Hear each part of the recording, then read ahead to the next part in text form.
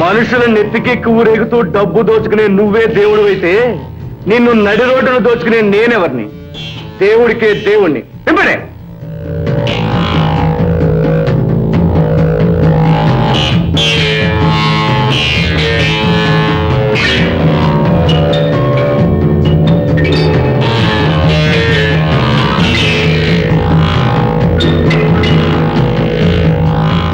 ఏం బే, మీ దేవుణ్ణి నిలువు దోపిడీ చేశానని ఎవరితోనా అంటారా? ఎందుకు చెప్తాం? అసలు ఊరేగింపే జరగలేని చెప్తాం. అలా కాకుండా వేరే విధంగా చెప్పారు, మూతి మీద కొట్టి ఆ దేవుళ్ళకి మూగ విధానం చేస్తాను బే. చెప్పం బాబు. రండిరా. ఏం గురు, ఏంటి మన నెక్స్ట్ ప్రోగ్రాం? ఏముందిరా, వరుసగా ప్రతి ఊళ్ళోనూ దేవుని దెబ్బ కొట్టి నిలువు దోపిడీ చేస్తున్నాం. మన దెబ్బకు భయపడి మనుషులు మాట్లాడట్లేదు. ఆ రాతి బొమ్మకి ఎలాగో నోట్లేదు చెప్పుకోవడానికి. ఈ ఊరైంది, ఇంకో ఊరు పోదాం. ఏ ఊరు గురు? ఈ దేశంలో ఏ ఊరు వెళ్ళినా 10 గుళ్ళకు తక్కువ ఉండవరా. పిచ్చి ప్రజలు మూఢనమ్మకంతో పూజలు చేస్తూ నగలు డబ్బా దేవుడికి ఇస్తున్నారు. ఆ రాతి బొమ్మను మనం కొలగొడుతున్నాం అంతే. రేయ్, ఈ డబ్బు తీసుకెళ్ళి హాయిగా జలస తీసుకుంటారా.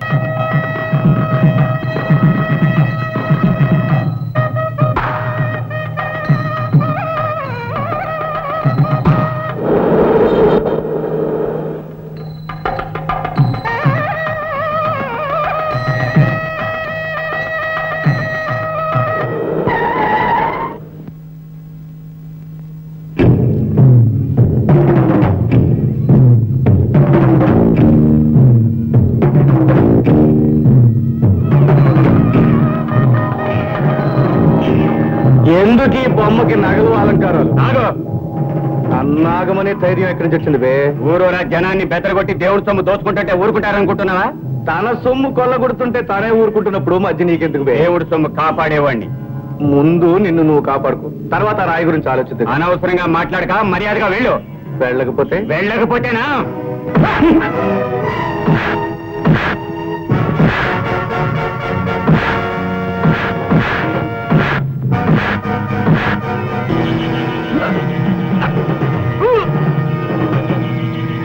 హారతి పళ్ళాలు పట్టుకునే వాడికి కత్తులు బాకులు ఎందుకు బే? నా చేతిలోంచి కత్తి లాక్కోలేనుడివి ఆ దేవుణ్ణి ఏం కాపాడుతావు బే? అందుకే చెప్పాను, ముందు నిన్ను నువ్వు కాపాడుకోమని.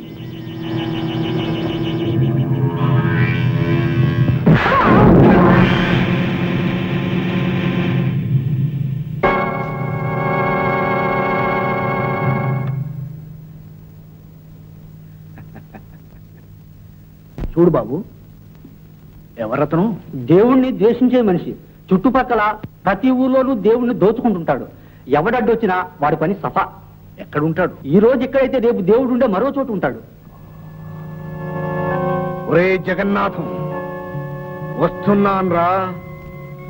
భక్తుడి పేరుతో ప్రజల్ని మోసం చేసే నీ మీదకు ఓ కొత్త దేవుణ్ణి పంపిస్తున్నా.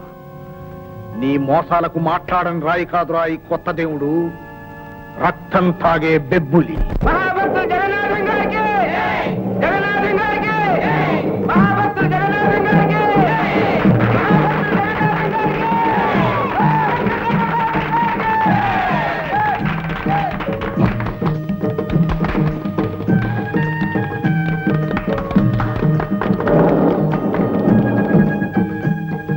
భక్తజనులందరికీ నా వందనములు.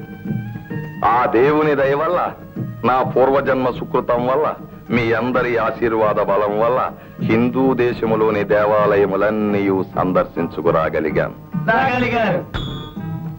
కాశీలో విశ్వేశ్వరంలో లీనమవ్వాలని, పూరిలో జగన్నాథుని చెంత అంతమవ్వాలని, రామేశ్వరంలో కాలధర్మం చెయ్యాలని కలలు కన్నాను.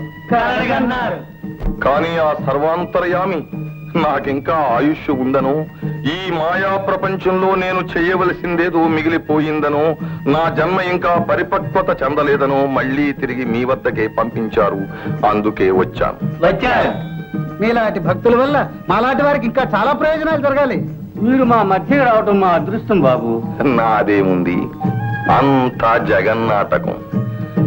ఆ అభిమానులందరికీ, మిత్రులందరికీ, దైవ చింతన గల మీ అందరికీ, పుణ్యవాంఛ గల మీ అందరికీ కాశీ నుంచి గంగోదకం తీసుకొచ్చాను. వాటిని లోపలికి తీసుకెళ్లి ఆ ఉదకంతో ఈశ్వరాభిషేకం చేసి మీకు అందజేసుకుంటాను. నాయనా కేశవ, కారులో ఉన్న కాశీ చెంబులన్నీ లోపలికి పంపించు, ప్రసాదాలు కూడా దింపించు. ఇన్స్పెక్టర్ గారు, మీరు కూడా మాతో సహకరించాలి. హరే రామ హరే కృష్ణ, కృష్ణ కృష్ణ హరే హరే. భద్రం భద్రం కాశీ ప్రసాదం.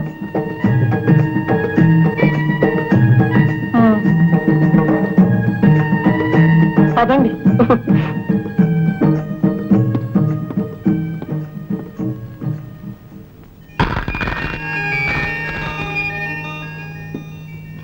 నా యాల్ది దేవుడు పేరు చెబితే ఎంత డాకునాయాలకైనా టెర్రరే. గంగాజలం, కాశీ చెంబులు ముట్టుకోకూడదు, కడిపోతాయంటే పోలీస్ సిఐడీలు కూడా సలహాలు కొట్టేశారు. కలకత్తా ఖాన్ నుంచి హాంకాంగ్ వజ్రాలు నీట్ గా పట్టుకొచ్చేసాం. గోవాలో హారిజన్స్ నుంచి అసలు సిసరైన నల్ల మందు తెచ్చేసాం. ఆ పండ్రా వంతనా కొడకల్లారా, మీరు తాళం కొట్టాల్సింది ఎక్కడ కాదు, బయట మనం స్పీచ్ కొట్టేటప్పుడు. ఏటి ఫ్రెండ్స్, ఏ ఆశ్చర్యంతో షాక్ అయిపోయారేటి.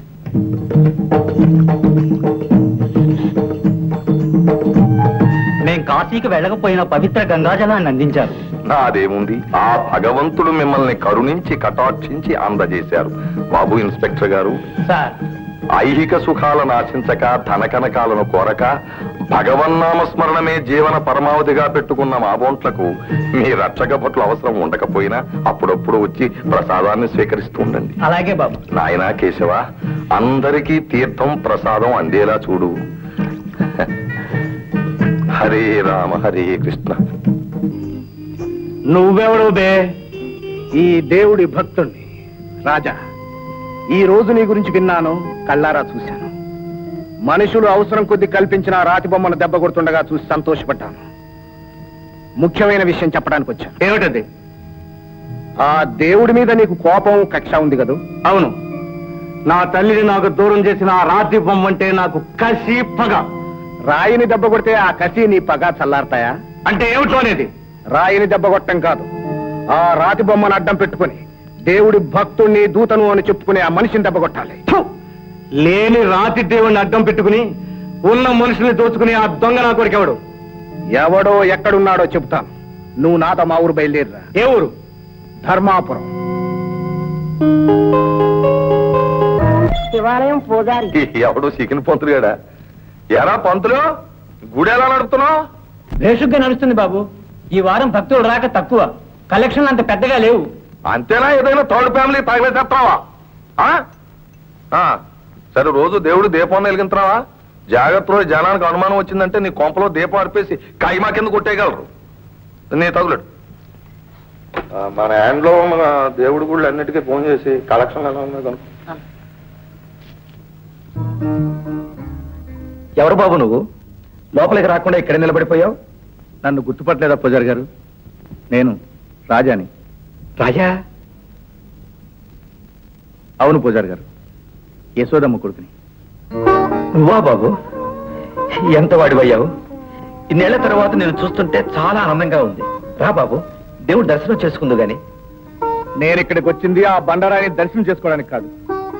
ఆ రాతిని నమ్మి ఈ రాతి కట్టడం ఎంతో పవిత్రమైందని భ్రమపడి సేవలు చేసి దిక్కులేని సాగు తెచ్చిన మా అమ్మను తలుచుకోవడానికి. అపురూపమైన మా అమ్మ జ్ఞాపకాల కోసం ఇక్కడికి వచ్చాను గాని మీ దేవుడి కోసం కాదు. రాజా, ఇన్నేళ్లు గడిచినా దేవుడి మీద కోపం పోలేదన్నమాట. అసలు దేవుడంటూ ఉంటేగా కోపం ఉండడానికి పోవడానికి. అంటే దేవుడే లేదంటావా? అవును. ఆ రాయి కూడా నా కాళ్ల కింద ఉన్న ఈ నల్లరాయిలాడితే. కాకపోతే కొందరు స్వార్థపరులు అవసరంతో, తిరిగి వాళ్ళు భయంతో, అమాయకులు తెలివి తక్కువతనంతో ఆ రాయికి దేవుడిని దండం పెడుతున్నారు. రాజా, నన్ను గురించి ఇన్నేళ్లుగా నీకు తెలుసు కదా, దేవుణ్ణి నేను ఎందుకు పూజిస్తున్నానంటావు? మా అమ్మలాగే అమాయకమైన నమ్మకంతో. అసలు మీ దేవుడే ఉంటే ఇన్నాళ్ళ నుంచి తిడుతున్నానే నన్నేం చేయడే? లోకాన్ని దోచే పెద్దల్ని, మోసం చేసే వంచకుల్ని, అన్యాయం చేసే బలవంతుల్ని ఆపడే. అంతేకాదు, ఇంతకాలం నుంచి మీరు పూజిస్తున్నారే, మీకేమిచ్చాడు? మూడు అంగోత్సవం, పూటకింత బియ్యం తప్ప ఏమిచ్చాడు? ఏమిచ్చాడు మీరు నమ్మిన మీ భగవంతుడు మీకు? చూడు బాబు, ఈ లోకంలో మనిషికి ముఖ్యంగా కావాల్సింది మనశ్శాంతి. అది ఎంత ఖర్చు పెట్టినా బజార్లో దొరికే వస్తువేం కాదు. రాజైనా పేదైనా, బలహీనుడైనా బలవంతుడైనా ఆ మనశ్శాంతి కోసం ఏదో ఒక రోజున ఈ ఆలయానికి రాక తప్పదు. ఇక భగవంతుడు నాకేమిచ్చాడంటావా? ఎనలేని మనశ్శాంతి ప్రసాదించాడు బాబు. కాదు, అమాయకమైన ఈ నమ్మకంతో బ్రతకమన్నాడు. డబ్బుంటే శాంతి సుఖమే కాదు, ఏమైనా కొనుక్కోవచ్చు. డబ్బున్నవాడే దేవుడు, భయపెట్టి దండాలు పెట్టించుకోగలిగిన వాడే దేవుడు. అంతే. అందుకే పూజారి గారు, నేనే దేవుణ్ణి.